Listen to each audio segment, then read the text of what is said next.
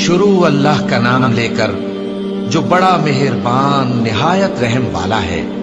एक तलब करने वाले ने अजाब तलब किया जो नाजिल होकर रहेगा, यानी काफिरों पर, और कोई उसको टाल न सकेगा। जो बुलंदियों वाले अल्लाह की तरफ से नाजिल होगा, जिसकी तरफ रूहुल कुदस और दूसरे फरिश्ते चढ़ते हैं, उस रोज नाजिल होगा जिसका तूल 50,000 बरस होगा। तो तुम काफिरों की बातों को हौसले के साथ बर्दाश्त करते रहो। लोग उस दिन को दूर समझते हैं, जबकि हमारी नजर में वो करीब है। जिस दिन आसमान ऐसा हो जाएगा जैसे पिघला हुआ तांबा, और पहाड़ ऐसे जैसे रंगीन ऊन, और कोई दोस्त किसी दोस्त को न पूछेगा, हालांकि एक दूसरे को सामने देख रहे होंगे।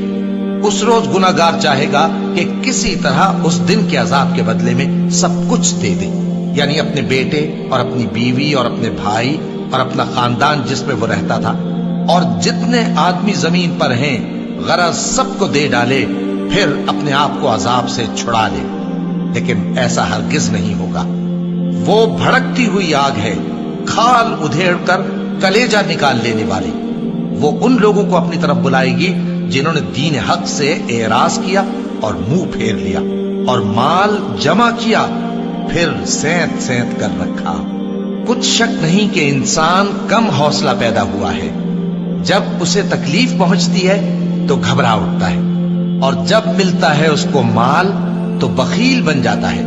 मगर नमाज अदा करने वाले जो नमाज का इल्तिजाम रखते और हमेशा पढ़ते हैं, और जिनके माल में हिस्सा मुकर्रर है, यानी मांगने वाले का और न मांगने वाले का, और जो रोजे जजा को सच समझते हैं, और जो अपने परवरदिगार के अजाब से खौफ रखते हैं, बेशक उनके परवरदिगार का अजाब है ही ऐसा कि उससे बेखौफ न हुआ जाए।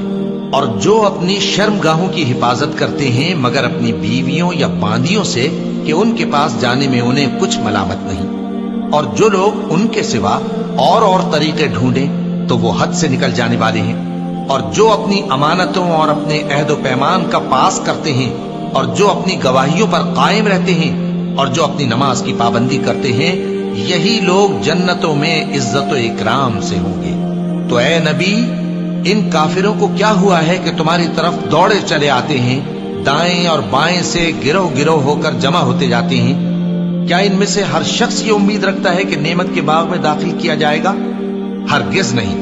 हमने इनको उस चीज से पैदा किया है जिसे ये जानते हैं। बस मशरिकों और मगरिबों के मालिक की कसम कि हम ताकत रखते हैं, यानी इस बात पर कि इनसे बेहतर लोग बदल लाएं, और हम आजिज नहीं हैं। तो ऐ पैगंबर, इनको बातिल में पड़े रहने और खेल लेने दो, यहां तक कि जिस दिन का इनसे वादा किया जाता है वो इनके सामने आ मौजूद हो। उस दिन ये कब्रों से निकलकर इस तरह दौड़ेंगे जैसे किसी मुकाबले के निशान की तरफ दौड़े जा रहे हों। इनकी आंखें झुक रही होंगी और जिल्लत इन पर छा रही होगी।